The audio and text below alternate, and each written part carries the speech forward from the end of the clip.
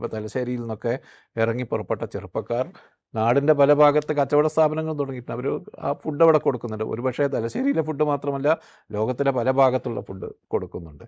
ഇങ്ങനെ ഇത് മുസ്ലിം കേന്ദ്രങ്ങളല്ലാത്ത സ്ഥലങ്ങളിലേക്കും എത്തിയിട്ടുണ്ടാകും. അപ്പോൾ മുസ്ലിം കമ്മ്യൂണിറ്റിക്ക് ഒരു തരത്തിലുള്ള പ്രസൻസും ഇല്ലാത്ത സ്ഥലങ്ങളിൽ പോലും നമുക്ക് മന്തി കട കാണാം, അല്ലെങ്കിൽ അൽഫാം കട കാണാം, അല്ലെങ്കിൽ ഷവർമ കട കാണാം. കേരളത്തിൽ അങ്ങോളം ഇങ്ങോളം ഇതുണ്ട്. അപ്പോൾ എന്ന് വെച്ചാൽ ഇത് മുസ്ലിം കമ്മ്യൂണിറ്റി മാത്രം ഉള്ളൊരു സ്ഥലത്തുള്ള ഒരു പ്രതിഭാസമല്ല. മുസ്ലിം കച്ചവടക്കാരാണെന്ന് വെക്കുക, അങ്ങനെയും ഒരു ട്രഡീഷൻ ഉണ്ട്. ഇപ്പോൾ ഇന്ത്യയിലെ മുസ്ലിങ്ങൾക്ക് തന്നെ ഫുഡുമായി ബന്ധപ്പെട്ട ഒരു ട്രഡീഷൻ ഉണ്ട്. ഇപ്പോൾ മന്തിയുടെയോ ഷവർമയുടെയോ അൽഫാമിൻ്റെയോ അല്ലെങ്കിൽ മാത്രമല്ലല്ലോ, ബാക്കി എല്ലാത്തിൻ്റെയും ഗുണനിലവാരം ഉറപ്പാക്കണമല്ലോ. അതിപ്പോൾ ഇഡ്ഡലി ആണെങ്കിലും പുട്ടാണെങ്കിലും അവിയലാണെങ്കിലും ഇവിടെ വിളമ്പുന്ന ഇവരുടേതെന്ന് അല്ലെങ്കിൽ നമ്മളുടേതെന്ന് നമ്മൾ വിശ്വസിക്കുന്ന മാത്രമാണത്. ആ വിശ്വസിക്കുന്ന ഭക്ഷ്യവിഭവങ്ങളുടെ കാര്യത്തിലും ഇതേ നിലവാരം ഉറപ്പാക്കൽ എന്ന് പറയുന്നൊരു പണി അവിടെ നടക്കണമല്ലോ. അത് മാത്രമല്ല, ഇപ്പോൾ നമ്മളിപ്പോൾ സംസാരിക്കുന്നത് ഈ അറേബ്യൻ ഫുഡ്സ് ഇങ്ങോട്ട് വരുന്നു, ഇതിൻ്റെ ഒരു വലിയ എന്താ പറയുക ഫുഡ് കൾച്ചർ ഇവിടെ ഉണ്ടായി വരുന്നു എന്നുള്ളൊരു പരാതിയുടെ അടിസ്ഥാനത്തിലാണ്. ഒരു വർഗീയമായ പരാതി എന്ന് തന്നെ പറയാം. അങ്ങനെ ഒരു പരാതിയുടെ അടിസ്ഥാനത്തിലാണ്. അതിനു മുമ്പ് കെൻടക്കി ചിക്കൻ ഇവിടെ വന്നിട്ടുണ്ട്. കെൻടക്കി ചിക്കൻ വന്നപ്പോൾ ഇതാ വരുന്നു എന്ന് പറഞ്ഞിട്ട് ആരും പരാതിയായിട്ട് പോയിട്ടില്ല. യൂറോപ്യൻ ഫുഡ്സ് ധാരാളമായിട്ട് ഇവിടെ വന്നിട്ടുണ്ട്. ബർഗർ വന്നിട്ടുണ്ട്, മയനൈസ് വന്നിട്ടുണ്ട്, എല്ലാ സാധനവും ഇങ്ങോട്ട് വന്നിട്ടുണ്ട്. മയനൈസ് ഇവിടെ ഉണ്ടായൊരു സാധനമല്ലല്ലോ, യൂറോപ്യൻ ഫുഡ് കൾച്ചറിൻ്റെ ഭാഗമായി കൊണ്ട്. ബ്രെഡ് യൂറോപ്യൻ ഫുഡ് കൾച്ചറിൻ്റെ ഭാഗമായിട്ട് ഇവിടെ വന്നതാണ്.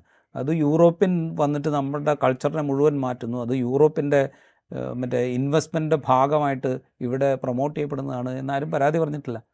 അപ്പം നമ്മൾ നിലവാരം ഉറപ്പാക്കുകയും അതിൻ്റെ വില നിലവാരം ഉറപ്പാക്കുകയും ചെയ്യുകയാണെങ്കിൽ ഇതിനെല്ലാത്തിനും അത് ബാധകമാകണം, ഒന്നിന് മാത്രമല്ല. അപ്പോൾ ഇതിനെ ഒരു മൊത്തത്തിൽ ഇപ്പോൾ ബഷീർ നേരത്തെ പറഞ്ഞ പോലെ മലയാളികൾ സഞ്ചരിക്കുന്നു, ജോലിക്ക് വേണ്ടി സഞ്ചരിക്കുന്നു, ജോലിക്കല്ലാതെ സഞ്ചരിക്കുന്നു.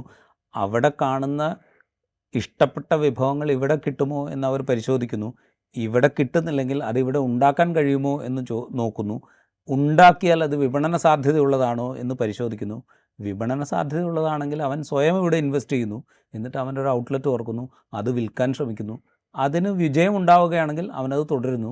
ഇവിടെ ഒരിടത്ത് വിജയം ഉണ്ടാവുകയാണെങ്കിൽ അടുത്ത ജില്ലയിലോ അല്ലെങ്കിൽ അടുത്ത പ്രദേശത്തോ അതിന് സാധ്യമാണോ എന്ന് അവൻ നോക്കുന്നു.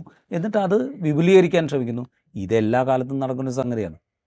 അതിനെ ഏതെങ്കിലും ഒരു കൾച്ചറുമായി മാത്രം ബന്ധിപ്പിച്ചുകൊണ്ട് ഒരു പരാതി കൊടുക്കുമ്പോൾ ആ പരാതി അന്വേഷിക്കപ്പെടുമോ എന്നുള്ളത് വേറെ കാര്യം.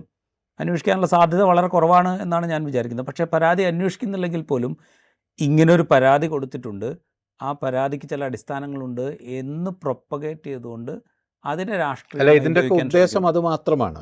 ഏതെങ്കിലും തരത്തിൽ ഇത് ഇങ്ങനെ ഒരു പ്രതീതി ഉണ്ടാക്കൽ മാത്രമാണ്. കണ്ടില്ലേ, ഇത്രയും റെസ്റ്റോറൻറ്റുകൾ വരുന്നു, ഇതിനെല്ലാം ഇന്ന പേരുകളാണ്.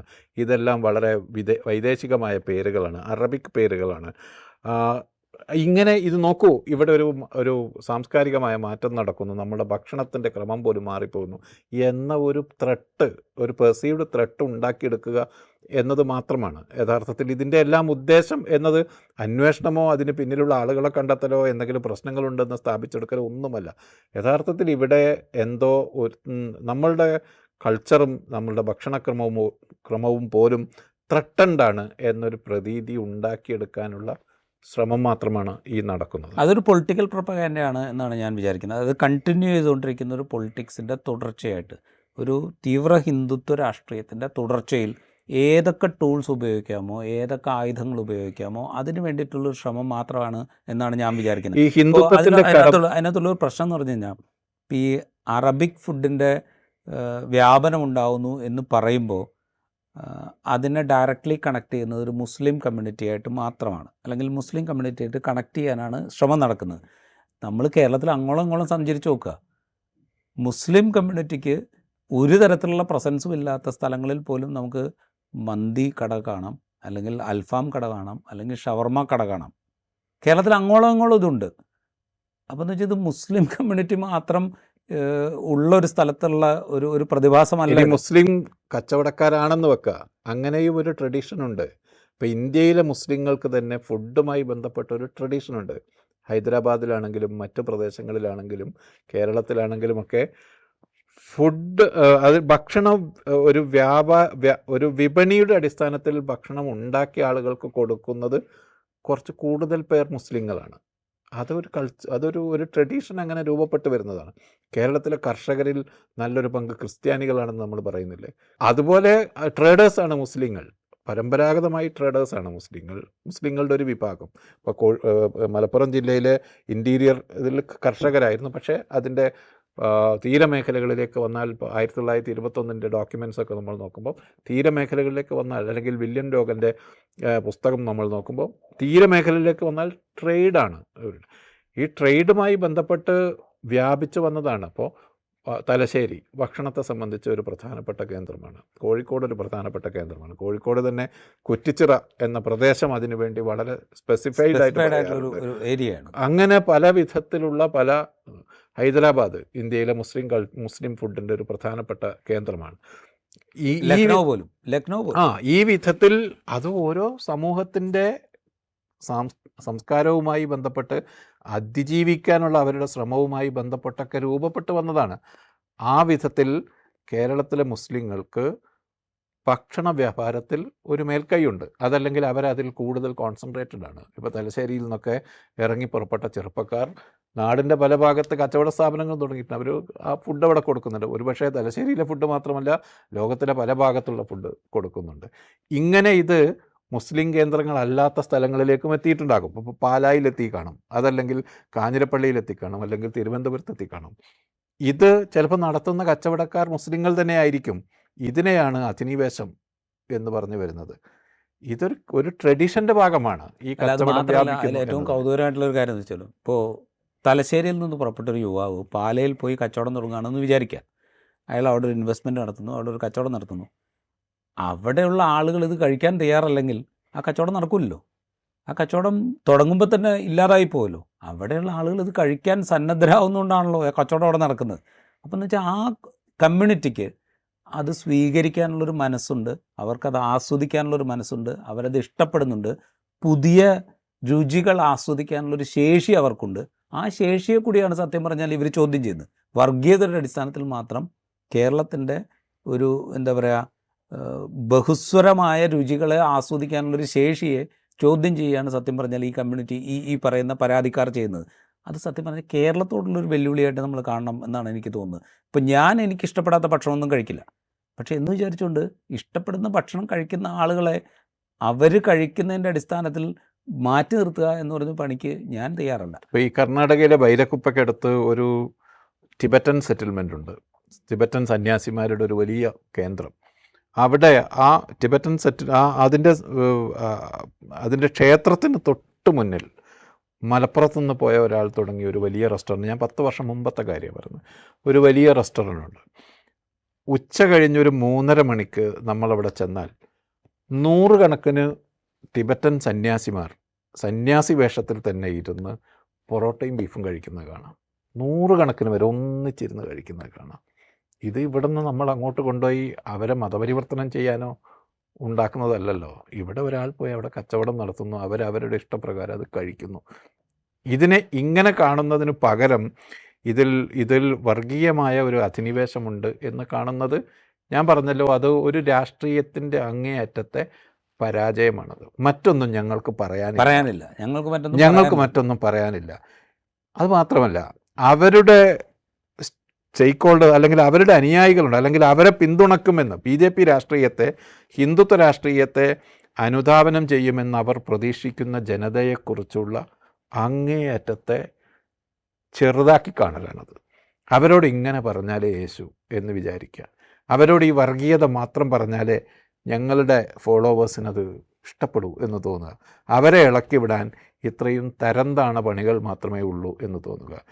യഥാർത്ഥത്തിൽ BJP എന്ന രാഷ്ട്രീയ പ്രസ്ഥാനം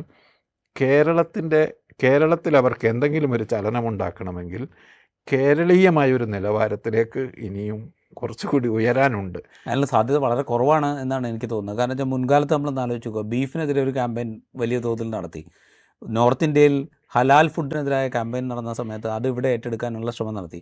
ഇത് രണ്ടും ദയനീയമായി പരാജയപ്പെട്ട ഹലാൽ കഥ നമ്മൾ ഫുഡിനെതിരെ ക്യാമ്പയിൻ നടത്തിയത് BJP-യുടെ സംസ്ഥാന അധ്യക്ഷൻ തന്നെയാണ്. അധ്യക്ഷൻ തന്നെയാണ്. ഇത് രണ്ടും വളരെ ദയനീയമായി പരാജയപ്പെട്ടു. ഇവിടെ വലിയ തോതിൽ ജനങ്ങൾ ആസ്വദിച്ചുകൊണ്ടിരിക്കുന്ന, നമ്മൾ ഇപ്പോൾ നമ്മളുടെ വിസിനിറ്റിയിൽ, നമ്മളിവിടെ കോഴിക്കോട് നിന്ന് സംസാരിക്കുമ്പോൾ, നമ്മൾ കോഴിക്കോട് നിന്ന് പുറത്തേക്ക് ഇറങ്ങി നടന്നു കഴിഞ്ഞാൽ ലോകത്തിൻ്റെ പല ഭാഗത്തുള്ള ഭക്ഷ്യവിഭവങ്ങൾ നമ്മളുടെ മുമ്പിൽ അവതരിപ്പിക്കുന്ന ഒരുപാട് റെസ്റ്റോറൻറ്റ്സ് നമ്മൾക്ക് കാണാം. കറാച്ചി ഫുഡ് കാണാം, യമനി ഫുഡ് കാണാം, അറേബ്യൻ ഫുഡ് കാണാം, അല്ലെങ്കിൽ സൗദി അറേബ്യ കാണാം. ഏത് സ്ഥലത്തെയും ഫുഡ് നമ്മൾക്കിവിടെ കാണാൻ സാധിക്കും. അത് യൂറോപ്യൻ ഫുഡ്, ചൈനീസ് ഫുഡ്. ഇനിയിപ്പോൾ നാളെ ചൈന ഇന്ത്യയുമായി യുദ്ധത്തിലാണ്, അല്ലെങ്കിൽ ഇന്ത്യയോട് എതിർത്ത് നിൽക്കുകയാണ് എന്ന് പറഞ്ഞിട്ട് കേരളത്തിൽ ചൈനീസ് ഫുഡ് വിതരണം ചെയ്യുന്ന റെസ്റ്റോറൻറ്റ് മുഴുവൻ പൂട്ടണം എന്ന് പറഞ്ഞു കഴിഞ്ഞാൽ റെസ്റ്റോറൻറ്റ് വ്യവസായം തന്നെ കേരളത്തിൽ ഇല്ലാതാകും. കാരണം വെച്ച് കഴിഞ്ഞാൽ ചൈനീസ് വിഭവങ്ങൾ എന്ന് പറയുന്നത് കേരളത്തിൻ്റെ റെസ്റ്റോറൻറ്റ് ശൃംഖലയുടെ വലിയൊരു ചങ്കാണ്. അപ്പോൾ നാളെ അതും ഒരുപക്ഷെ അതും ഇവർ പറഞ്ഞേക്കാം. അപ്പോൾ ഞാൻ ഇതിലുള്ള വേറൊരു കാര്യം ചോദിക്കട്ടെ. ഈ ആലപ്പുഴയിലോ മറ്റോ ഒരു മന്ത്രിക്കടയുടെ പോസ്റ്റ്, ഒരു വിഷു ആശംസയിൽ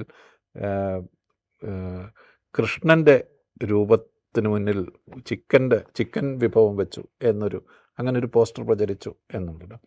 ഇത്തരത്തിലുള്ള കാര്യങ്ങൾ ഏറ്റെടുത്തിട്ട് ഇതിൻ്റെ തുടർച്ചയിലാണ് ഈ പരാതി വരുന്നത്. അതിനോടുള്ള, അതായത് എൻ്റെ അക്കാര്യത്തിലുള്ള കാഴ്ചപ്പാട്, അത് ഇൻഡിവിജ്വലായൊരു ക്രൈമാണ്. ഒരാൾ അയാളുടെ ബുദ്ധിമോശം കൊണ്ട്, അയാൾക്ക് എന്താണ് കാര്യം എന്ന് മനസ്സിലാവാത്തതുകൊണ്ടോ, അതായത് അല്ലെങ്കിൽ സെൻസിറ്റീവ് അല്ലാത്തതുകൊണ്ട്, നമ്മളുടെ സാമൂഹിക അന്തരീക്ഷം, ഇത്രയും വിഷലിപ്തമായ ഒരു സാമൂഹിക അന്തരീക്ഷം ഉണ്ടാക്കാൻ ശ്രമിക്കുന്ന കൂട്ടരിവിടെ ഉണ്ട് എന്ന് മനസ്സിലാക്കാതെയോ മറ്റോ ചെയ്യുന്ന ഇൻഡിവിജ്വലായൊരു ക്രൈമാണത് അത് ആ നിലക്ക് കൈകാര്യം ചെയ്യപ്പെടണം. അതൊരു പക്ഷേ ഒരു സോഷ്യൽ അൺട്രസ്റ്റ് ഉണ്ടാക്കാൻ ഉള്ള പർപ്പസ്ഫുള്ളായ എഫർട്ടാണ് എന്ന് കണ്ടുകൊണ്ട് തന്നെ ചെയ്താലും അത് ഇൻഡിവിജ്വൽ ക്രൈമാണ്. അത്തരത്തിലുള്ള നടപടികളുണ്ടാകണം.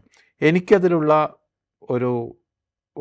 ഒരു ആവലാതി എന്ന് പറയുന്നത്, ഒരു 10 വർഷം മുമ്പ് വരെയാണെങ്കിൽ കേരളത്തിലെ മുഖ്യധാരാ മാധ്യമങ്ങൾ ഇത്തരത്തിലുള്ളൊരു സംഭവം ഉണ്ടായാൽ അതിനെ ഹഷപ്പ് ചെയ്യായിരുന്നു. ഹഷപ്പ് ചെയ്യുക എന്ന് പറഞ്ഞാൽ ബോധപൂർവം മറച്ചു പിടിക്കാനല്ല, അതൊരു സാമുദായികമായ സ്പർദ്ധ ഉണ്ടാക്കുന്ന വിധത്തിൽ അതിനെ സ്പ്രെഡ് ചെയ്യാതിരിക്കാൻ മാധ്യമങ്ങൾ ശ്രദ്ധിക്കുമായിരുന്നു.